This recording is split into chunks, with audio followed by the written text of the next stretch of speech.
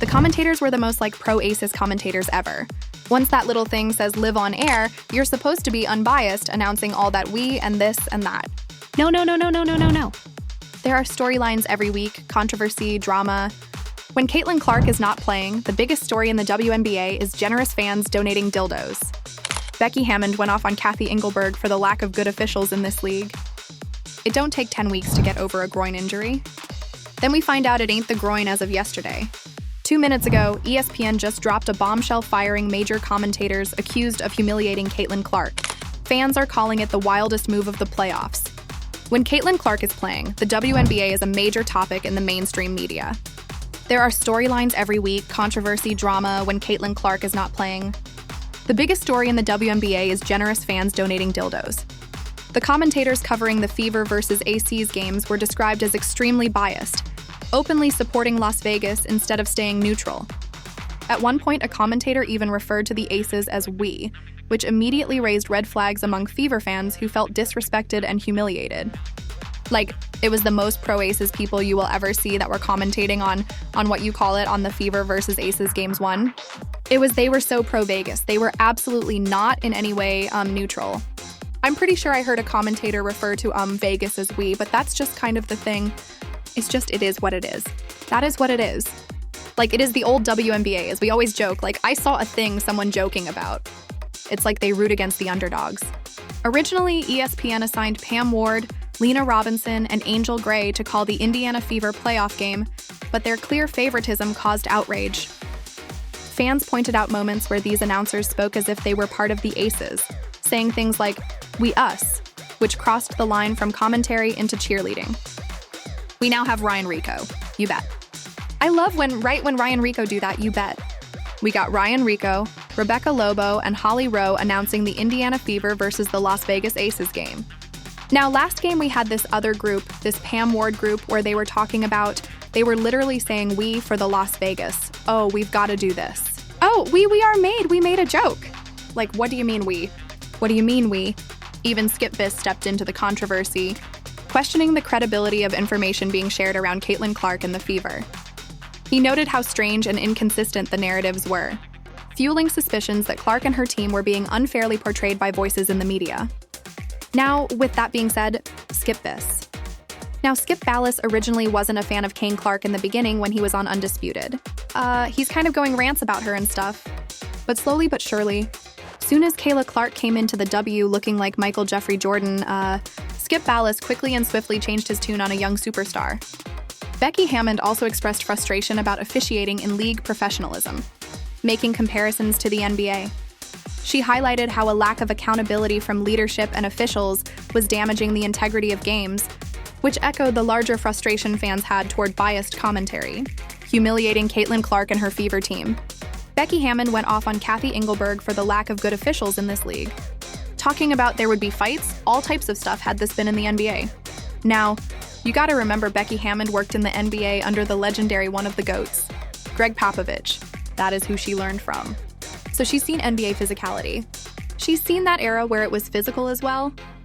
Critics pointed out that when Caitlin Clark is not involved, the WNBA struggles to attract attention, and instead embarrassing stories dominate headlines. The silence from ESPN and other outlets about fair coverage further exposed the double standard, showing how much Clark's presence impacts the narrative. I'll give Kat Engelberg credit. It was brilliant to put a WNBA team in the City of Rainbows. But outside of those two teams, the rest of the league is struggling. Well, Casey, that's not true. The Atlanta Dreamers sold out their home games against the Felines. After fans voiced outrage, ESPN quickly reshuffled its broadcast teams.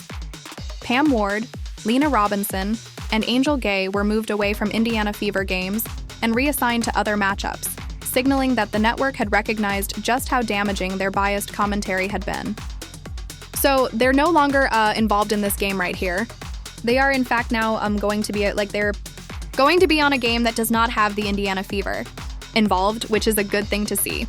Which is a good thing because in my opinion, they were absolutely horrendous.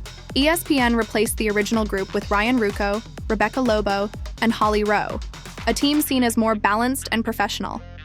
This move was widely praised by Fever supporters, who felt that at last Caitlin Clark would be given fair treatment during such a crucial playoff stretch. That's not how it's supposed to go at all.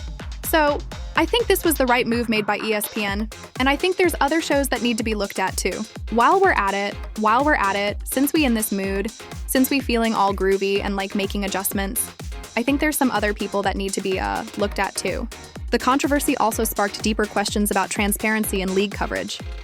Analysts like Skip Biss highlighted how rules and injury updates around Caitlin Clark had been inconsistent, suggesting ESPN's credibility was already under fire before the announcer switch. Now, when they did that ruled out any eligibility from my understanding from her to play. Now, I did some research on that little loophole thing. We can't verify that thing. So Scott Agnes is right about that. So I kudos to him figuring that out. I did some research with my team too, trying to fact check that thing, and we can't fact check it. But I can't say that it's neat. I can't say that it's not a rule either, though. We just can't figure out where it's at. You know what I'm saying? To definitively say that is an actual rule. Now, with that being said, Skip Biss opens up about this whole situation with Kayla Clark being out. While ESPN was addressing the commentator issue, voices like Becky Hammond pointed to bigger systemic problems.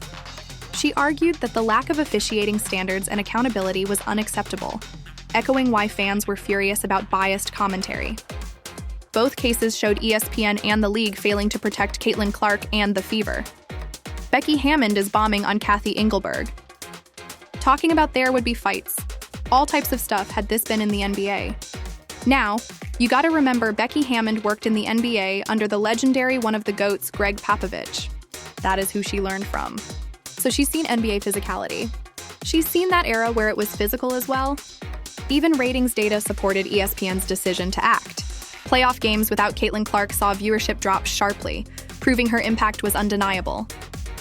By firing biased commentators, ESPN hoped to rebuild trust with fans who believe Clark's importance was being minimized on purpose. They're doing so fine that ratings for the first round were down compared to last year. But in fairness to the WNBA, ratings for the first round of the playoffs were actually pretty good. According to ESPN, they averaged 943,000 viewers. During the regular season, the WNBA averaged 969,000, which means, as predicted here on the channel, there are fewer people watching pretend basketball during the chase for the Platinum Pooper than were watching during the regular season.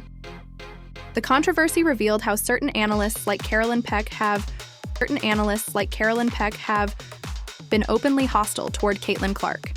Fans accused ESPN of letting such bias air unchecked, and many believe this long-standing disrespect was what forced the network into finally making personnel changes. Carolyn Peck been a Caitlin Clark hater ever since Caitlin before Caitlin Clark even made it? Carolyn Peck was hating. That's a fact. That's a fact. Everybody knows that Carolyn Peck was acting like a hater, being biased, disrespecting Caitlin Clark all through her rookie year. Like, come on, man. Carolyn Peck was one of the Carolyn. You got Monica McNutt, who said she was trying to give Angel Reese the damn Rookie of the Year at one point because of a plus-minus. Monica McNutt and Carolyn Peck were repeatedly called out as Caitlin Clark haters, with viewers pointing to examples where they downplayed her achievements or shifted praise to others. For fans, ESPN's reaction was only a small step in addressing what they saw as a deeper culture of bias against Clark. She kind of a hater, bro. Let's keep it real. Monica McNeil was a Caitlin Clark hater. We know that. We know that she was a hater. But we know for a fact 100% Monica McNutt tries to clean it up sometimes. She tries to clean it up. This WNBA Countdown show, they definitely got some haters up there. Monica McNutt be hating. You got Carolyn Peck, who is by far just flat out 100% a Caitlin Clark hater. We all know that. We all know that. Skip Biss questioned why Caitlin Clark wasn't playing, stressing that if she were a male athlete in the NBA, the entire sports world would be demanding answers. His comments highlighted the double standard in coverage and added fuel to claims that ESPN and the league weren't protecting Clark. If Caitlin Clark were a he right now playing in the NBA, the world would be going crazy over, "Hey Caitlin, why aren't you playing?" Becky Hammond emphasized that unchecked physicality in games could lead to dangerous situations, and she blamed leadership for ignoring it. Her criticism reflected the same frustration fans had toward ESPN commentators, a failure to ensure fairness and safety for one of the league's biggest stars, Caitlin Clark. I'm just trying to paraphrase what you said. With this series going to Indianapolis, is there like a level of concern about that maybe escalating, or how do you feel just about the referee's ability to keep that under? Well, most of my assistants come from the NBA and they're like, this would not fly in the NBA. This level of physicality would not fly in the NBA. There would be fights. The biggest indictment of ESPN and the WNBA came when media interest dropped dramatically in Clark's absence. Without her, storylines faded and ratings plunged, proving that biased coverage and disrespect not only humiliated Clark, but also damaged the league's credibility with fans nationwide. No one is talking about it, at least when compared to last year and earlier this season. When Caitlin Clark is playing, the WNBA is a major topic in the mainstream media. There are storylines every week, controversy, drama, when Caitlin Clark is not playing. The biggest story in the WNBA is generous fans donating dildos. No matter what, this season's been a success for the Fever. Regardless of what people online want to say, at least win, lose, or draw, the announcing will be unbiased and called 50-50 down the middle. You don't think the suddenly hot Fever team could use Caitlin? I thought they had a shot to win it all with her healthy. No matter what, this season's been a success for the Fever. Regardless of what people online want to say and what they think, it has been a success for the Fever. No ways or buts about it. No matter what this year, what they did last game was terrible. So hey, I at least will have win, lose, or draw. The announcing will be unbiased. It'll be good. You know, Ryan Rico's great, and we can just do our thing, play the game, have it be caught 50-50 down the middle and not have to hear. Yeah. You don't think this suddenly hot Fever team could use Caitlin? I thought they had a shot to win it all with her obviously healthy. I'm not concerned because I know we'll keep our composure, but I don't understand why this keeps happening. When Caitlin Clark is not playing, the biggest story in the WNBA is fans already losing interest. It is literally prison basketball in the W. Keep cooking, Becky. When Caitlin Clark is playing, the WNBA is a major topic in the mainstream media. There are storylines every week, controversy, drama, when Caitlin Clark is not playing. The biggest story in the WNBA is generous fans donating dildos. This story is only getting wilder. What do you think about ESPN's move? Drop your thoughts and don't forget to like, subscribe, and share to keep the conversation going.